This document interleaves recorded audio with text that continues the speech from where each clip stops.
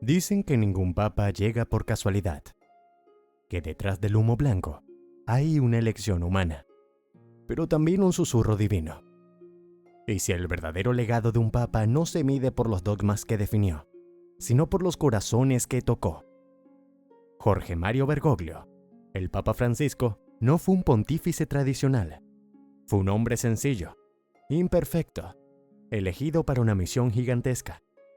Recordarle a la Iglesia que su centro no es el poder, sino el amor. Pero ¿logró realmente transformar esa gigantesca maquinaria desde adentro? Vamos a descubrirlo. Durante 12 años, Jorge Mario Bergoglio caminó como Francisco por los pasillos dorados del Vaticano, pero con los pies descalzos de San Francisco de Asís.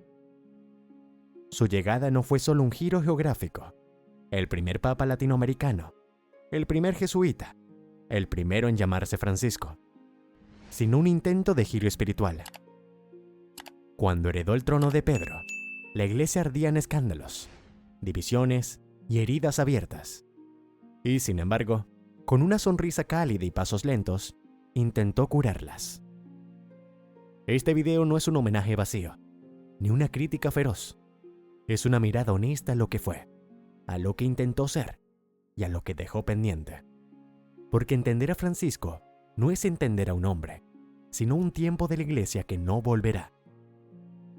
Cuando Jorge Mario Bergoglio fue elegido papa, el mundo entero contuvo la respiración.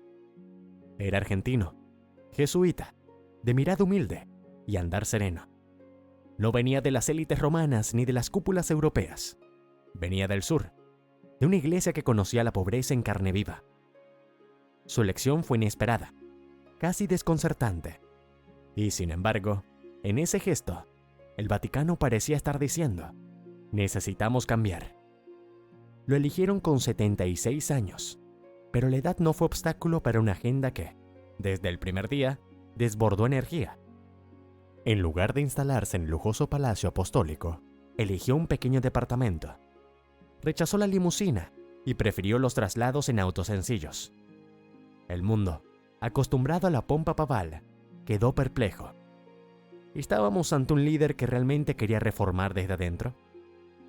Su primer gran símbolo fue su nombre: elegir llamarse Francisco, en honor a San Francisco de Asís, el santo de los pobres.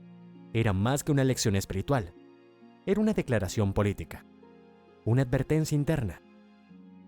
No quería una iglesia del poder, sino una iglesia para los olvidados. Su primer viaje oficial fue en Lampedusa, una isla italiana donde llegaban migrantes africanos en busca de esperanza. No fue un viaje diplomático, sino un gesto de denuncia. Allí, el Papa habló de la globalización de la indiferencia, señalando un mundo que se ha vuelto ciego ante el sufrimiento. Los cambios no tardaron en incomodar.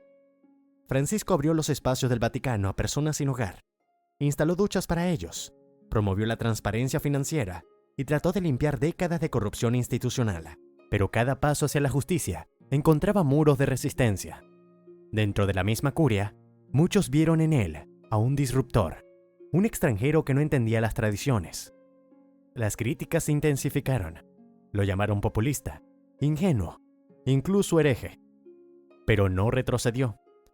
En política internacional, actuó como mediador entre Cuba y Estados Unidos. Promovió el diálogo interreligioso. Se reunió con líderes judíos, musulmanes y budistas. Promovió un cristianismo que no fuera una trinchera ideológica, sino un puente. Y esa postura fue tanto su virtud como su condena. Al rechazar los extremos, se ganó enemigos en ambos lados. Los más progresistas querían que hiciera más, los más conservadores que no hiciera nada. A pesar de su popularidad en muchos sectores, jamás regresó a Argentina. No por desinterés, sino por dolor.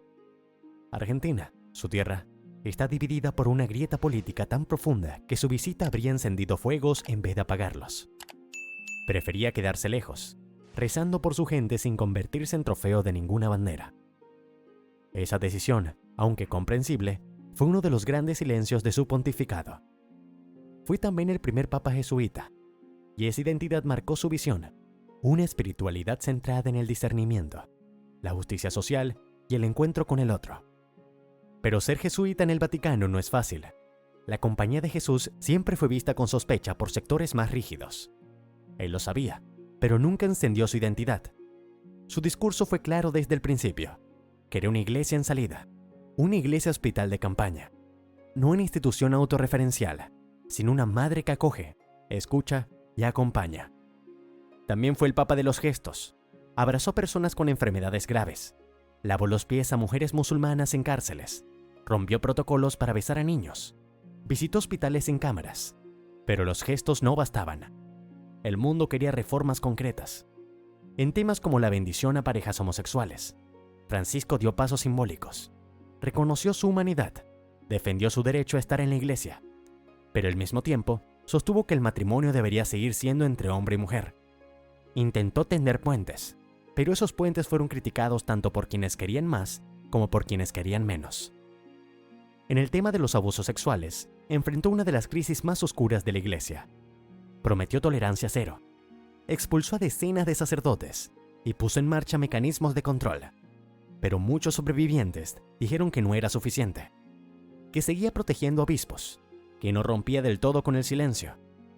Francisco llevó esa carga hasta el final, una carga que no se alivia con discursos, sino con justicia. En cuanto al rol de la mujer, permitió que accedieran a cargos importantes, como la presidencia del Consejo Económico o la prefectura de congregaciones. Por primera vez, una mujer dirigía parte del Vaticano, pero el sacerdocio femenino siguió siendo una frontera que no cruzó. Dijo que era un problema teológico, no político.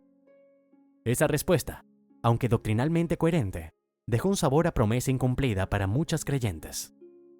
Francisco fue también el Papa del encuentro. Se sentó con refugiados, dialogó con presos, abrazó a víctimas, denunció guerras y promovió la paz. Fue valiente al alzar la voz contra la injusticia, aunque su voz a veces no llegaba con la fuerza suficiente. Luchó contra el clericalismo. Intentó que los obispos fueran pastores, no príncipes. Intentó que los sacerdotes escucharan, no condenaran. Que la iglesia no tuviera puertas cerradas, sino brazos abiertos. Y sin embargo, se fue con muchas batallas abiertas. Su legado es contradictorio, reformador y limitado. Valiente pero prudente, cercano pero a veces insuficiente. La historia será quien juzgue, pero nadie podrá decir que fue indiferente. Jorge Mario Bergoglio fue un papa que amó. Amó con ternura, con coraje, con errores, pero amó. Y eso quizás es lo más importante, porque en tiempos donde muchos usan a Dios para dividir, Él intentó recordarnos que Dios es amor, que Pedro no era perfecto y que Francisco tampoco lo fue.